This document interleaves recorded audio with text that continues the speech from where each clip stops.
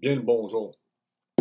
Vous savez, il y a des choses dans la vie qu'on ne peut pas simplement balayer du revers de la main, comme si elles étaient inexistantes, alors qu'elles sont omniprésentes. Certains diront que c'est le hasard, d'autres un complot. Je sais, j'avais écrit que je ne parlerai plus de certaines personnes, mais puisque j'ai appris qu'il allait parler de moi, je vais leur donner quelques petits trucs à regarder afin qu'ils m'expliquent le hasard. Parce que moi, je trouve que le hasard, là, il est très constant. Puis repose en paix, Bernard, en passant. On va parler des francs-maçons. Parce que présentement, les gens se disent, voyons donc comment il peut avoir un mensonge si énorme, comment il peut avoir des gens, autant de nombre de personnes sous le secret. Ben, c'est parce qu'il y a des sociétés d'hommes secrètes qui existent sur cette planète. Ben là, ça, c'est out. Tout le monde sait ça, là. Ben, tout le monde sait ça. Mais je veux dire, c'est connu. Ben oui, vous dire, fais un Google franc-maçon. Je veux dire, n'importe qui sur la planète qui est dans un poste où tu as des millions, des milliards de personnes qui t'écoutent, ben là, c'est sûr que tu n'as pas le choix d'être corrompu. Qui y a là-dedans? Des politiciens. Hein? Hollande, le président de la République, François Hollande avait dit... Si l'on croit, comme c'est mon cas, dans la République, à un moment, il faut passer par la franc-maçonnerie. On n'a pas le choix de passer par la franc-maçonnerie.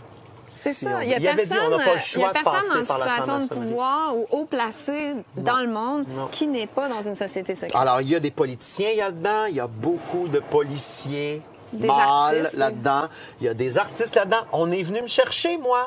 J'avais à peu près 25 ans, je faisais un show à Place des Arts, j'avais passé au Point J avec Julie Snyder, et le lendemain, j'avais reçu un appel d'un avocat qui voulait me rencontrer pour me parler de quelque chose, puis il connaît du monde dans le milieu. J'avais accepté de le rencontrer. Et là, il m'avait dit, je veux te faire rencontrer quelqu'un qui est dans le milieu pour t'aider dans ta carrière. C'était secret. Il y avait beaucoup de secrets.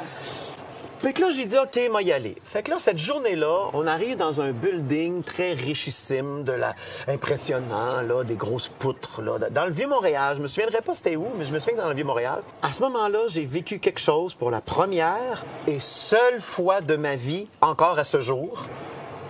J'ai ressenti la peur de la mort, le danger. Je me suis senti comme en forêt devant une meute de loups. Au point, je te le compte, j'ai un frisson. Au point où j'ai arrêté de marcher, j'ai arrêté, j'ai dit, je suis en danger ici, qu'est-ce qui se passe? Mais tout ça était impalpable, c'était... T'as écouté ton instinct. Ben, j'ai même pas écouté mon instinct. Je veux dire, moi, je marchais, j'étais un kid de 25 ans, puis je m'en vais à mon entrevue, puis mon corps a arrêté de marcher. Écoute! Mais toi, tu disais pas, mon Dieu, je vais être signé avec des bigs, je vais être une star. C'était... Il y avait quelque chose qui me disait, je suis en danger. Wow. Aucune idée pourquoi. Hey, ça, c'est un signe Illuminati, hein, quand tu fais ça, c'est parce que t'es dans les Illuminati. Ça. Ouais. Aussi. Comme ça. Ouais. Voilà. Puis, Ouais, c'est ça. Quoi d'autre? Ouais, c'est comme ça, mais ils font d'autres affaires. Ouais. Vous en preniez connaissance avec moi. Oui, en flagrant délit de tendresse, encore tout est... Mais je me dis que ça doit être un hasard.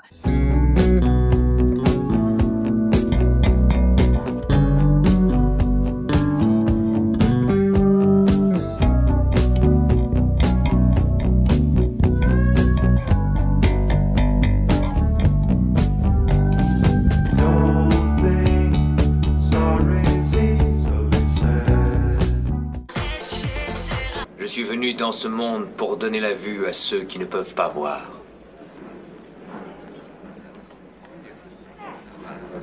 Et aussi pour ôter la vue à ceux qui peuvent voir. Ai-je bien compris ta pensée? Selon toi, nous qui sommes des justes sommes aveugles. Si vous étiez aveugle, alors vous seriez purs et sans péché. Mais tant que vous dites « nous voyons », votre péché demeure. Cet homme-là est possédé du démon! C'est un imposteur! Un fanatique, un fou, un menteur! Malheur à vous, scribes et pharisiens! Hypocrites que vous êtes!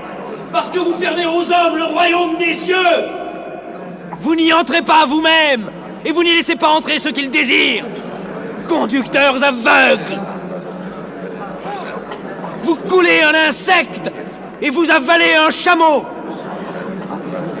Vous vous pliez devant la lettre de la loi, et vous trahissez le cœur de la loi. Justice, miséricorde, fidélité. Vous ressemblez à des sépulcres blanchis, qui paraissent beaux au dehors, mais qui au dedans sont pleins d'ossements, de morts et de toutes espèces d'impuretés. Vous voyez ces pierres? Eh bien, je vous le dis en vérité, il ne restera pas ici pierre sur pierre qui ne soit renversée. Votre maison sera laissée triste et déserte. Elle sera le domaine des lézards et des araignées. Serpents, race de vipères, comment échapperez-vous au châtiment de la géhenne?